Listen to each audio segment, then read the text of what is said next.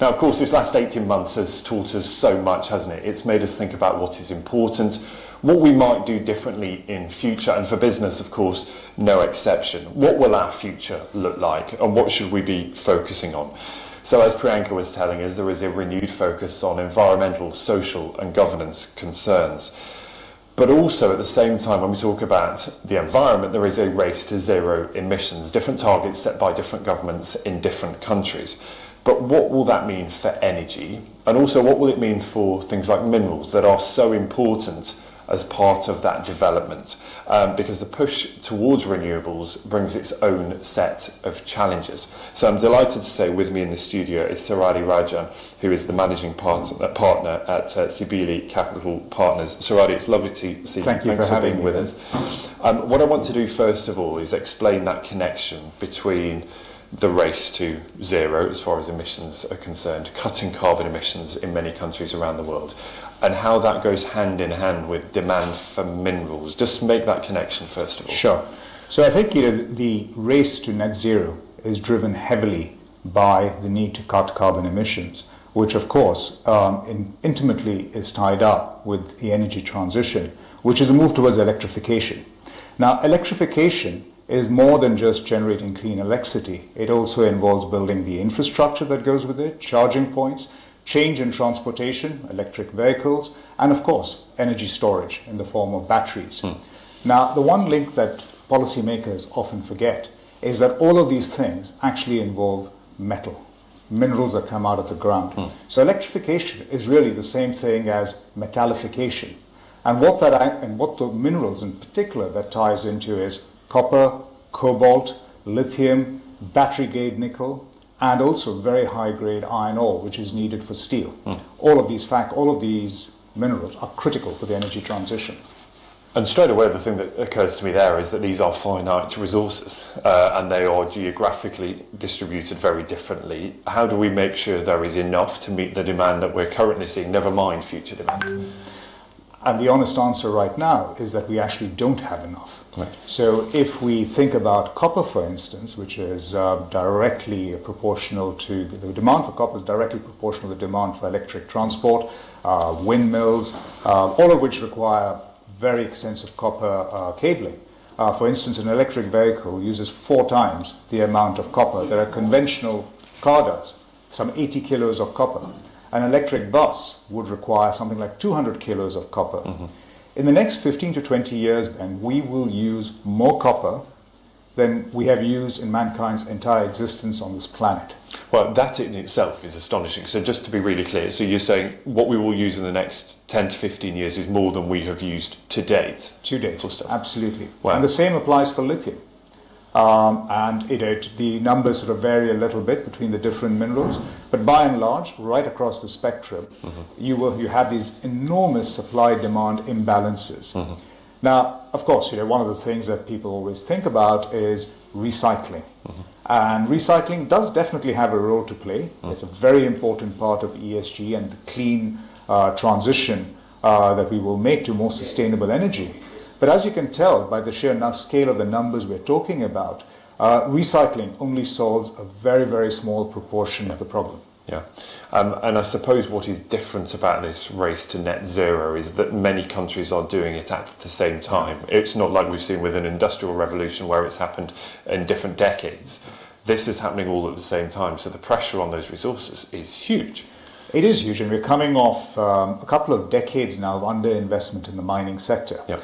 Because what at the end of the day, when we say minerals, what we're talking about is mining, primary extractive industries, which have not had much investment for a number of years for various reasons. And there is a time frame issue around this, Ben.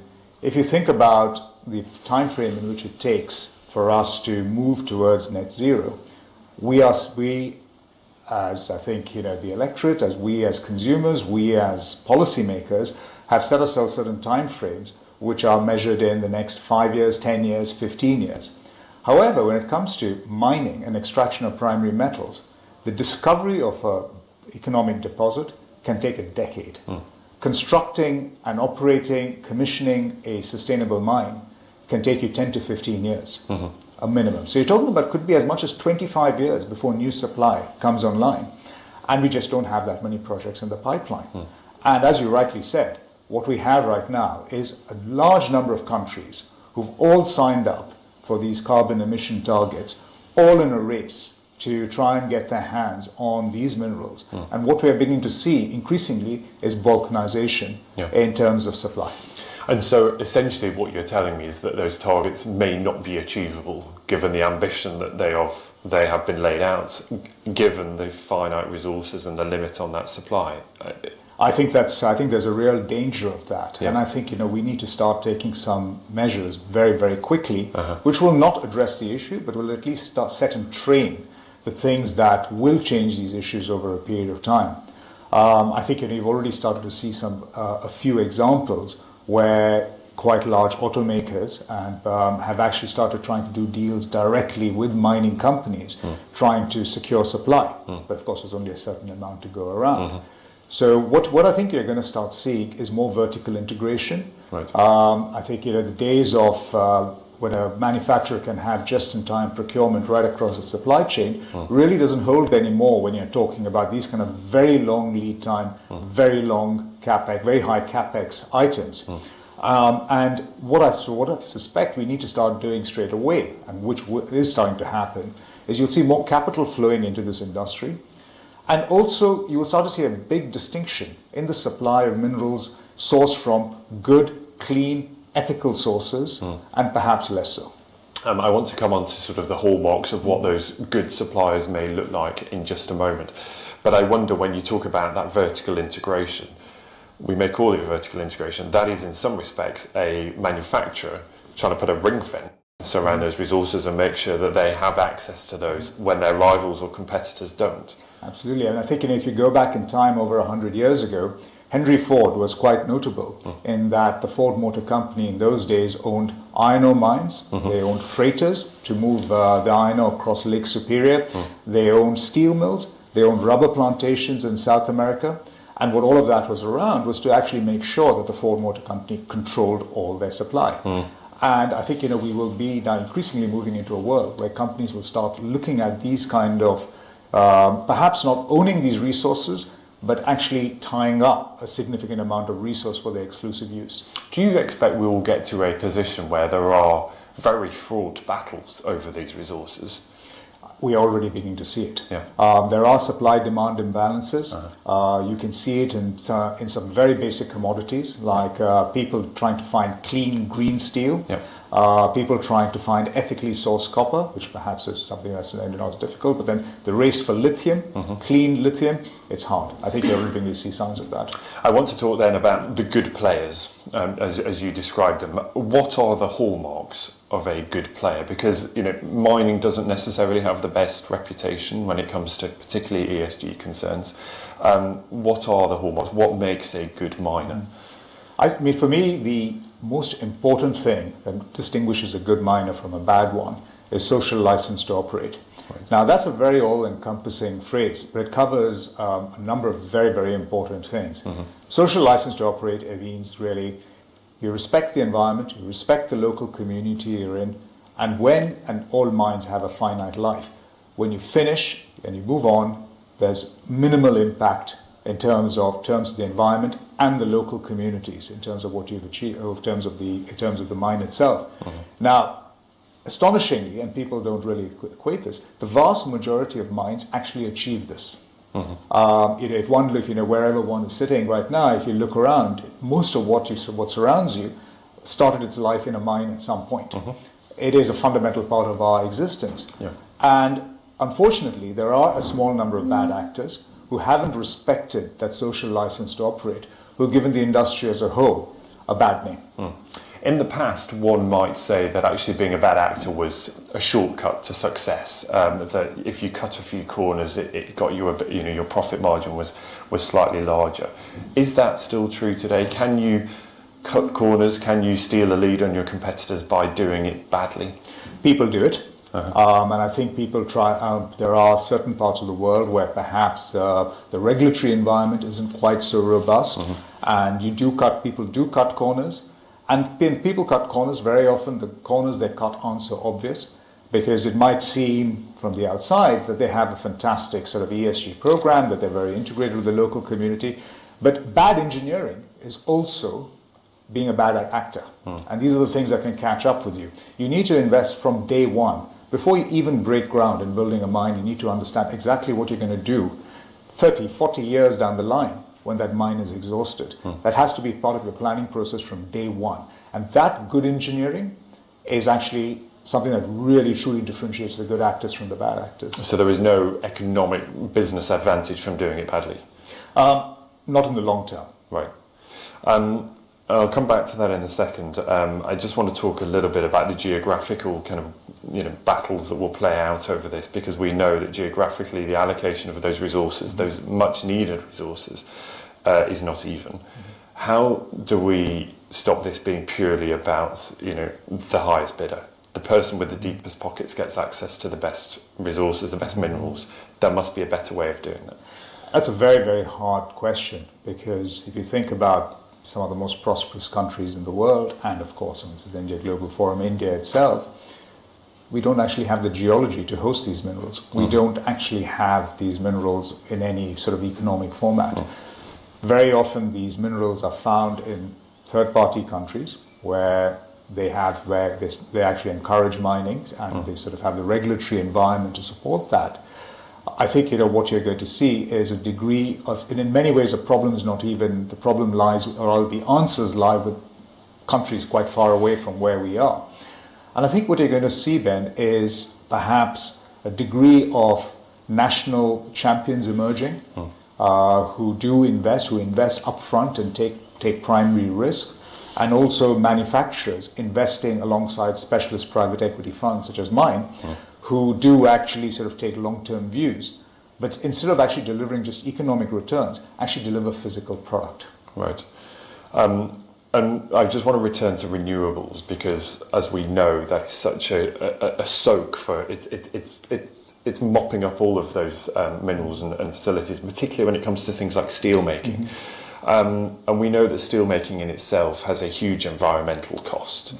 How do we square that circle with this race to net zero emissions, and yet at the same time the soaring demand for steel that will be needed to meet that target, which in itself has an environmental impact? Well, steel is a great example, because steel is something that a number of people have pinned their hopes on recycling, using so-called electric arc furnace technology, which is recycled steel.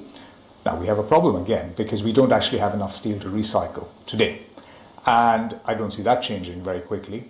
In addition, strangely enough, the cleaner and greener we get, the harder it is to recycle steel. Because we've moved away from having pure steel to now we have specialty alloys. Your average electric vehicle has specialty alloys, which is not pure steel. It's really hard to recycle. So actually your steel yield gets lower and lower. So guess what? You have to keep making new primary steel. So once you understand that, I think the only answer you can solve for is how can you make that steel making process for primary steel as clean as possible. I think we clearly have we're talking hydrogen technology, which gets us away from coking coal. That's still got some distance to go, but it looks like it perhaps at some point it'll be feasible. Clearly, I think the high grade iron ore that we can sort of use for these will also change, but the answer keeps coming back to having higher grade, higher quality metal feedstock. Yeah, and the idea of green steel, it's a word that the industry loves to use, but there's no such thing as green steel, is there? Well, I think it's vastly reduced carbon emissions from where we are today, or from the old blast furnace technology where you really had a big sort of pot into which you fired up and you put in coking coal and you put in iron ore and what have you. It's a huge step forward. Now, and when I say huge step, I mean you're talking about carbon emission reductions of as much as 60%. So it is a gigantic step forward. Is it zero? No. But could it? I mean, it can trend downwards, but can it truly ever reach zero? I'm not sure. So can we ever square that circle, whereby, on one hand there is a huge environmental impact of something that we're trying to do for the greater good. Electric cars are a perfect example that we tend to think that they're much greener, much better for the environment, when in reality they use a lot of minerals, they use a lot of steel, and actually that energy is generated often in a not very environmentally friendly manner. How do we start to change the messaging around this? I think we have to understand how the supply chains truly work. Too often there is sort of, I would almost like to say, sort of casual policy making at the front end, without thinking about what it means all the way down to the upstream, sort of, if you like, primary sources of material. I think if people were able to, policymakers thought more holistically, and capital was allocated more holistically, you would see both the downstream and upstream side, moving together in a sort of, more cohesive manner. So what does, I mean, you talked about those long time frames that we need to be thinking 5, 10, 15, 20 years down the line. What does the short-term future look like, first of all, in terms of, squaring up that imbalance, but also just meeting the demand that is coming down the line? Yeah. Well, I mean, the sort of perfect analogies, people keep talking about all these battery gigafactories that are going up all over the place to meet this demand. The problem is a battery gigafactory without metal supply is a shed. And we've got a lot of sheds today. Yeah. A lot of sheds. It is astonishing the number of these which don't actually have long-term material contracts, supply contracts. Yeah. Some of the clever EV manufacturers who are perhaps come from an internal combustion background, who understand supply chains, have made that link and are quite actively trying to sort of, if you like, secure supply. But the vast majority have not quite squared that circle. Yeah. And interestingly, the only sort of large battery manufacturers who have squared that circle are the Chinese manufacturers. Right. And I suppose my question is, how confident are you that the technology will permit us to use what resources we currently have better? Because in some respects, this is a very traditional argument. It's a very commercial, very capitalist argument, isn't it? A lot of people going for a finite number of resources, and it's winner takes all. It's just that these resources now have fancier names than maybe they did in the past. How do we innovate our way out of this? Is it about being able to use less of each of these resources, or finding more? And different minerals. Yes. So perhaps battery chemistry changes. We use more manganese. We find ways to upgrade poor quality nickel to battery grade nickel. But the answer still comes back to metal. And how confident are you that there will be a solution? Well, I think as history has shown, mankind always finds a solution. Technology always catches up. If we think holistically and recognize that we have a problem, I think we can solve it. It is absolutely fascinating. It's been so wonderful to talk to you. I have learnt a lot, and I hope people watching at home have as well. Saradhi Rajan, thank you so much, Managing Partner at Cybele Capital Partners.